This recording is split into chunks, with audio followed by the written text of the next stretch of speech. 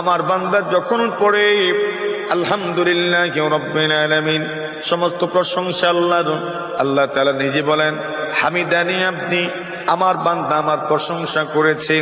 যখন আল্লাহর কোন বান্দা বান্দি বলেন আর রহমানির রহিম, আল্লাহ তাআলা বলেন আসনা আলাইয়া আব্দি, আমার বান্দা আমার স্তুতি বর্ণনা করেছে, আমার প্রশংসা করেছে।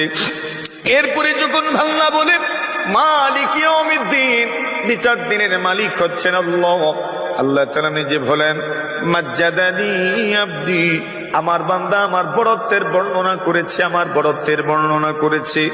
আল্লাহ তাআলা যখন এই কথাগুলো বলেন, আপনি শুনেন না, আমিও শুনি না, কিন্তু আল্লাহ তাআলা এই কথাগুলো বলেন, আল্লাহ তাআলা আপনার প্রশংসার স্বীকৃতি দেন, আপনার আমলের স্বীকৃতি দেন, আমার আমলের স্বীকৃতি দেন, দুনিয়ার হাজারো নারী পুরুষের আমলের স্বীকৃতি আল্লাহ তাআলা দিতে থাকেন।